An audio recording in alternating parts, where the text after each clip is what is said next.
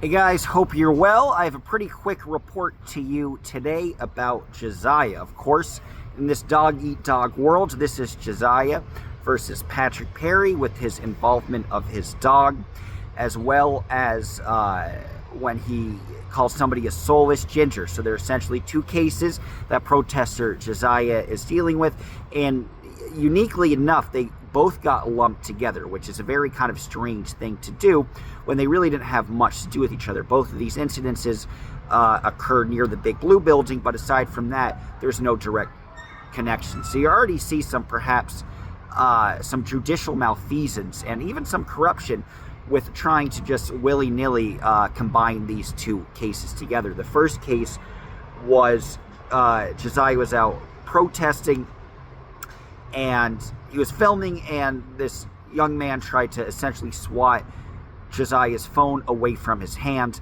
After that happened, he called the person a soulless ginger, and I will say Jasiah should be charged for a hate crime and should be prosecuted to the fullest extent of the law. Kidding, obviously. Some gingers really do suck. This one had it coming, and it's a situation of essentially mutually assured destruction. You have much less of a case if somebody goes to you and tries to swat the phone out of your hand versus if you just went up to somebody and started punching them, because after he called the guy soulless ginger, then there was a bout of fisticuffs where they engaged in fisticuffs, and that was the entire situation. Separate incident, Patrick Perry, guy with his pit bull, he said that he was threatened by Jasiah. On that same day, Patrick Perry got arrested for attempted assault, potential assault against Aaron Smith-Levin when he was visiting there. So Patrick Perry doesn't really have much of a case to stand on, and then worse than that, if you analyze his record, Patrick Perry has been convicted of domestic violence. So you want to look at the credibility of the plaintiff, and the guy has very, very little credibility. So that's the very simple crux of what happened. What happened today? A very simple process. Jasiah asked for a continuance. He wanted it to be late October just because it's scary to be dealing with a felony. Remember, Jasiah is dealing with a felony. All these other cases are simply restraining orders that don't have any criminal component to it. Of course, if you violate it, looking at UCDT, then that's a criminal violation. But until then, nothing's criminal. When it's a criminal situation, it's a bit scarier. So Jasiah, I think, just wanted a little more room to breathe and not worry about this impending case, because it's scary, and I think it's guaranteed Jasiah won't get a day in jail. But if you're looking at it from his perspective, you get nervous about that, understandably. So he tried to push it to that, but all of this was created in February. And keep in mind, Patrick Perry showed up once, but at these two subsequent appearances, neither Patrick nor the attorney for Patrick, anybody working for Scientology. I was hoping it was Moxon. I saw him yesterday. We had a great little chat. Sad I didn't get to see him today. If you're out there, I say hello. And so it wasn't the peanut gallery that you usually get to see. Nobody showed up. But even if the judge remarked that this is all filed back in February and that it was already being pushed so much, so he couldn't do October. So the judge only kicked it to September 10th. September 10th is the big date. Of course, I will make sure to be there. And if you guys want to support financially, I do have a GoFundMe, Venmo, PayPal, all that jazz, Cash App as well, because there's going to be a lot of court cases. Got Jasiah, got Henry, got 3 days. Danny has 3 trial days. So that's going to be intense. So any help would be awesome. But Jasiah today had a court-appointed attorney, and because he hadn't yet before, he has since raised it now, he had yet to raise the money that he needed for the attorney.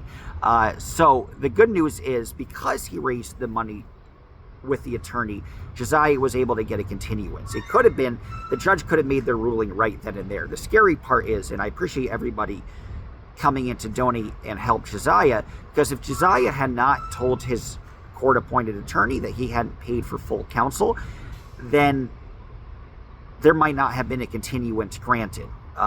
If the court-appointed attorney would say, well, he's going to work with me, or maybe he'll get the money together, and the judge would think, well, then you're with the time bracket and the time limits that we're dealing with, you're his attorney, and we should make a ruling today. So that didn't happen, strictly because Jasiah was able to tell his court-appointed attorney that he had all the money together. So she remarked that's the most important part. Not even have you contacted the attorney, nothing like that, but do you have the money together to pay the attorney, of which she was able to relay the judge, which satisfied the judge to at least give a continuance.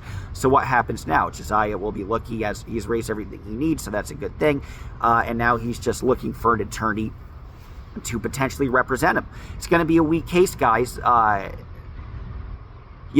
going to be something very similar thematic. A dog, yet again, plays a large role in this case, as it had in 2 other cases. Think Streets LA with that dog and Joey's dog, and then Jaden Wheeler.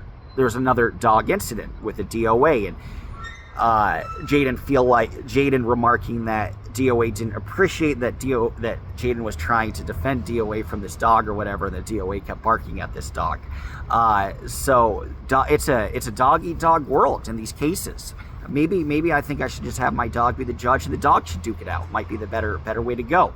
But yeah, so that's the deal. He's going to look. I don't know what. I will keep you posted as to what type of legal representation he gets and how good they are, and keep you posted on that. But you see the theme. They don't have much to work with. Patrick isn't even really showing up. He didn't really have to show up for this, but it looks bad if you don't show up to each and every court case. It indicates to the judge that you're not taking it as seriously as you should be.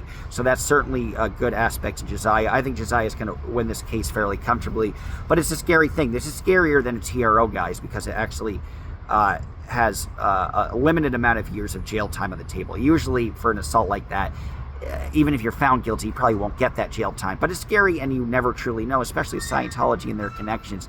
They will be going for blood, and they won't be simply satisfied with a community service or something like that.